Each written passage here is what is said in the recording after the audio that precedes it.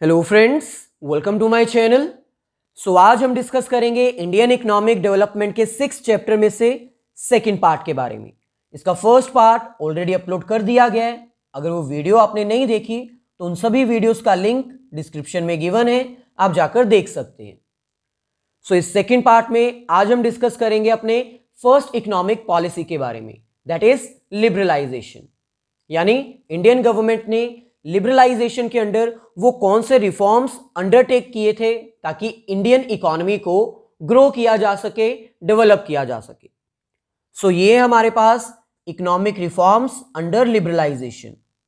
First हमारे पास आता है industrial sector reforms, second financial sector reforms, third physical reforms और लास्ट हमारे पास आता है एक्सटर्नल सेक्टर रिफॉर्म्स। ये वो सारे रिफॉर्म्स हैं जो इंडियन गवर्नमेंट ने लिबरलाइजेशन पॉलिसी के अंडर अडॉप्ट किए थे for the freedom of different sectors.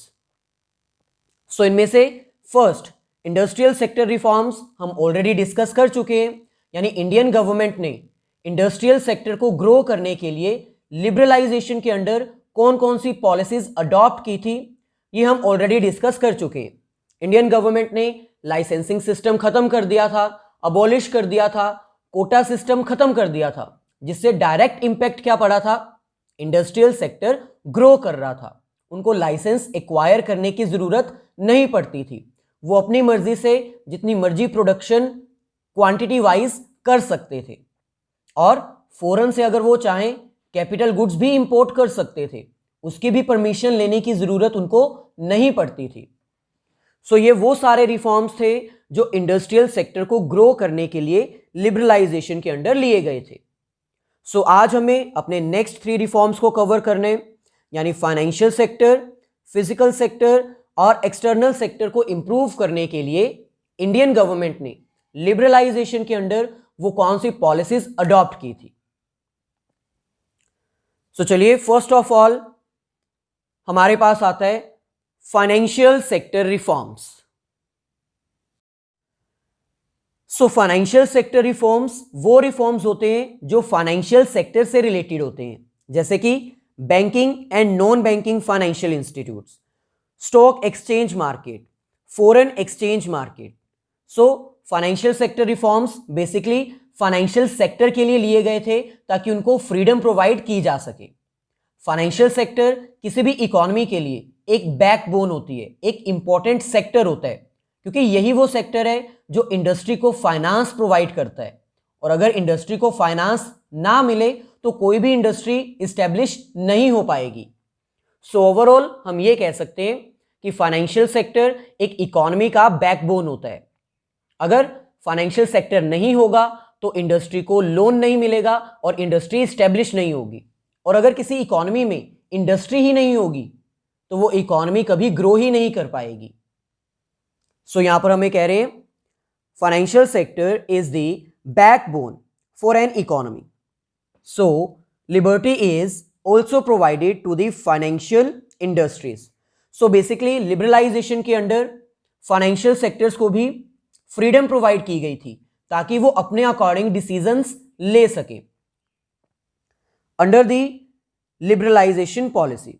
Financial sector में ये बेसिक हमारे पास 3 सेक्टर्स आते हैं, यानी ये 3 इंडस्ट्रीज होती हैं, चाहे वो बैंकिंग हो चाहे वो नॉन बैंकिंग हो, लेकिन फाइनेंशियल इंस्टीट्यूट्स वो होते हैं। ऐसे ही स्टॉक एक्सचेंज मार्केट जहां पर सिक्योरिटीज में डील किया जाता है और फॉरेन एक्सचेंज मार्केट जहां पर करेंसी में डील किया जाता है। लिबरलाइजेशन के अंडर जो फाइनेंशियल सेक्टर था उसको भी फ्रीडम प्रोवाइड की गई थी। इसको और भी डिटेल में अंडरस्टैंड करने के लिए हम फाइनेंशियल सेक्टर की पोजीशन को 2 पार्ट्स में डिवाइड कर सकते हैं। फर्स्ट हमारे पास आता है बिफोर लिबरलाइजेशन और सेकंड हमारे पास आता है आफ्टर लिबरलाइजेशन। यानी लिबरलाइजेशन पॉलिसी को अडॉप्ट करने से पहले फाइनेंशियल सेक्टर की पोजीशन कैसी थी। सिंपल, फाइनेंशियल सेक्टर को लिबर्टी प्रोवाइड नहीं की गई थी, उनको कोई फ्रीडम नहीं थी, वो अपने आप डिसीजन नहीं ले सकते थे। RBI, reserve bank of India को सारी अथॉरिटी दी गई थी फाइनेंशियल सेक्टर्स को रन करने के लिए। वो एक रेगुलेटरी बॉडी थी, अभी भी है, लेकिन पीरियड यानी बिफोर लिबरलाइजेशन आरबीआई का कंट्रोल इतना ज्यादा था कि वो कुछ भी डिसीजन नहीं ले पाते थे।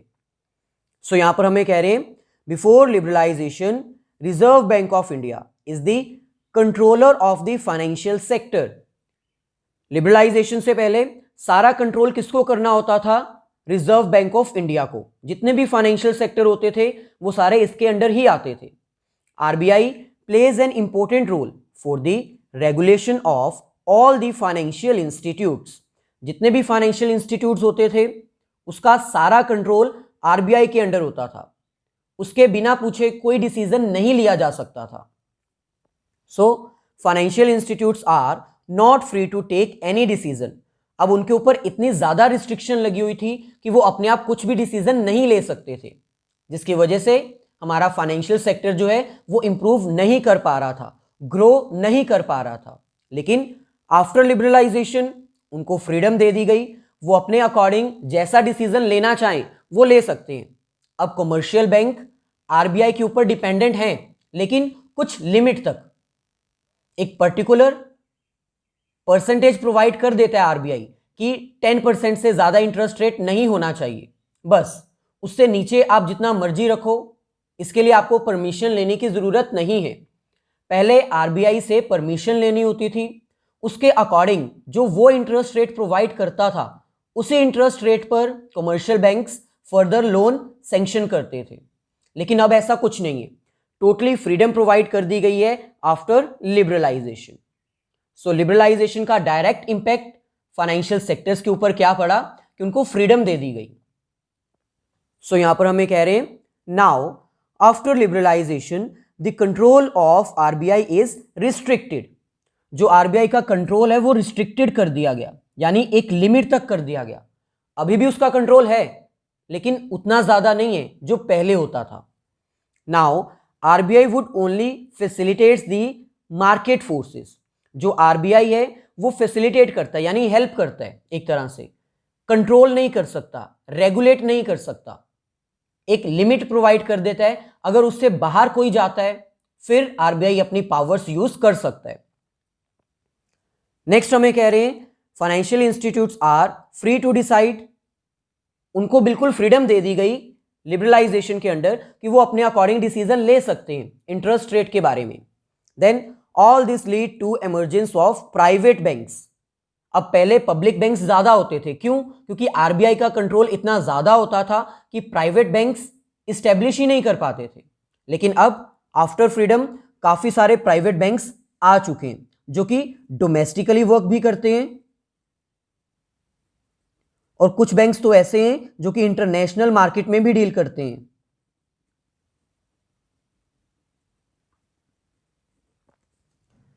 सो नेक्स्ट हमें कह रहे हैं it allows the foreign institutional investors. So क्योंकि अब फ्रीडम दे दी गई है इसलिए जो फॉरेन से इन्वेस्टर्स हैं, इंस्टीट्यूशनल इन्वेस्टमेंट्स वो भी आनी स्टार्ट हो चुकी थी। इंस्टीट्यूशनल इन्वेस्टमेंट्स का मतलब यहां पर है merchant banks, mutual funds, pension funds. So overall हम ये कह सकते हैं कि फाइनेंशियल सेक्टर की एक तरह से मल्टी डायमेंशनल ग्रोथ हो चुकी थी, डोमेस्टिक मार्केट में भी और इंटरनेशनल मार्केट में भी आफ्टर लिबरलाइजेशन। सो ऐसे ही नेक्स्ट हमारे पास आता है फिस्कल रिफॉर्म्स। फिस्कल रिफॉर्म्स वो रिफॉर्म्स होते हैं जो गवर्नमेंट की इनकम और एक्सपेंसेस से रिलेटेड होते हैं। बेसिकली अगर गवर्नमेंट की इनकम बात की जाए तो मैक्सिमम इनकम गवर्नमेंट को कहां से जनरेट होती है? टैक्स से। सो इसलिए लिबरलाइजेशन के अंडर बहुत सारे टैक्स रिफॉर्म्स लिए गए थे, जिसके कारण जो गवर्नमेंट की इनकम है, टैक्स रेवेन्यू है, वो इंक्रीज हो सका। सो यहां पर हमें कह रहे हैं financial reforms means reforms related to the income and expenses of the government. ये वो रिफॉर्म्स होते हैं जो गवर्नमेंट की इनकम और एक्सपेंसेस से रिलेटेड होते हैं। Liberalisation includes some tax reforms which help in increasing the tax revenue of the government. Liberalisation के अंडर बहुत सारे टैक्स रिफॉर्म्स लिए गए थे जिसका डायरेक्ट इंपैक्ट क्या पड़ा? गवर्नमेंट का जो टैक्स रेवेन्यू था वो इंक्रीज हो पाया। सो बेसिकली टैक्सेस को हम टू डिफरेंट पार्ट्स में डिवाइड कर सकते हैं। फर्स्ट हमारे पास आता है डायरेक्ट टैक्सेस और सेकंड हमारे पास आता है इनडायरेक्ट टैक्सेस। डायरेक्ट टैक्सेस वो टैक्सेस होते हैं जिसका बर्डन हम किसी सेकंड पार्टी पर ट्रांसफर नहीं कर सकते, शिफ्ट नहीं कर सकते, जैसे income tax and wealth tax.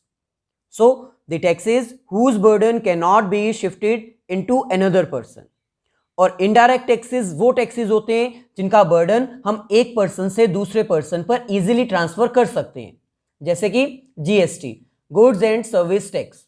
इसमें एक जो शॉपकीपर होता है वो अपना टैक्स बर्डन किसके ऊपर ट्रांसफर कर सकता है? जो एक्चुअल कंज्यूमर होता है, जो एक्चुअली कंज्यूम करता है उन गुड्स को. So the taxes whose burden can be shifted on one another. So इसके रिफॉर्म्स को भी हम बेसिकली टू पार्ट्स में डिवाइड कर सकते हैं, before liberalisation and after liberalisation. Liberalisation की पॉलिसी से पहले इंडिया का टैक्स स्ट्रक्चर इतना डिफिकल्ट होता था, इतना कॉम्प्लेक्स होता था कि कोई भी उसको अंडरस्टैंड ही नहीं कर पाता था, और जिसकी वजह से वो टैक्स पे करने से भी डरते थे. सो ओवरऑल हम ये कह सकते हैं कि बिफोर लिबरलाइजेशन, क्योंकि इंडिया का टैक्स स्ट्रक्चर कॉम्प्लिकेटेड था और कॉम्प्लेक्स था, इसलिए यहां पर टैक्स की इवेजन बहुत ज्यादा होती थी, यानी टैक्स की चोरी बहुत ज्यादा होती थी, जिससे इंडिया की गवर्नमेंट का टैक्स रेवेन्यू इंक्रीज नहीं हो पाता था. लेकिन आफ्टर लिबरलाइजेशन यहां पर बहुत सारी सिंप्लीफिकेशंस की गई, modern rules of taxes apply किए गए, जिससे टैक्स स्ट्रक्चर इजी हो गया. इजी टू अंडरस्टैंड होने की वजह से अब जितने भी पर्सन्स थे जिनको टैक्स सिस्टम पता चल चुका था, वो टैक्स को पे करना स्टार्ट कर चुके थे. सो इससे इंडिया का जो टैक्स रेवेन्यू है वो इंक्रीज हो चुका था. So now tax structure has been simplified. All this lead to increase in the tax revenue of the government. क्योंकि टैक्स स्ट्रक्चर जो है वो सिंप्लीफाइड हो चुका था, इसलिए गवर्नमेंट का टैक्स रेवेन्यू भी इंक्रीज हो चुका था. सो ऐसे ही नेक्स्ट और लास्ट हमारे पास आता है external sector reforms. Basically external sector reforms वो रिफॉर्म्स होते हैं जो एक्सटर्नली रिलेटेड होते हैं, यानी फॉरेन एक्सचेंज रेट से या फिर फॉरेन ट्रेड पॉलिसीज से. सो इस रिफॉर्म में कुछ फॉरेन एक्सचेंज रेट के रिगार्डिंग रिफॉर्म्स लिए गए थे और कुछ फॉरेन ट्रेड पॉलिसीज के रिगार्डिंग रिफॉर्म्स लिए गए थे, ताकि एक्सचेंज रेट जो है वो उसको सिंप्लीफाइड किया जा सके और जो ट्रेड पॉलिसीज है फॉरेन के साथ उसको भी सिंप्लीफाइड किया जा सके. सो फॉरेन एक्सचेंज रिफॉर्म्स की अगर हम बात करें तो बिफोर लिबरलाइजेशन जो एक्सचेंज रेट था वो इतना हाई हो चुका था कि हर बार हमें इंडियन रुपीस ज्यादा पे करने पड़ते थे पर डॉलर को परचेज करने के लिए. यानी हम ये कह सकते हैं कि इंडियन रुपी जो है उसकी वैल्यू डिवैल्यूएटेड हो चुकी थी, यानी हर बार हमें एक्स्ट्रा अमाउंट पे करनी पड़ती थी. जैसे मान लीजिए कि फर्स्ट टाइम हमने 60 रुपीज का डॉलर परचेज किया है तो नेक्स्ट टाइम वो 70 का हो जाता था, यानी कॉन्टिन्यूसली इंक्रीज कर रहा था बिफोर लिबरलाइजेशन. लेकिन आफ्टर लिबरलाइजेशन क्योंकि फ्रीडम दे दी गई थी, सो इसीलिए मार्केट फोर्सेस के अकॉर्डिंग डिसाइड किया जाने लगा कि डॉलर का प्राइस क्या होना चाहिए इंडियन रुपीस के अकॉर्डिंग. सो यहां पर हमें कह रहे हैं these reforms are taken along with the liberalisation.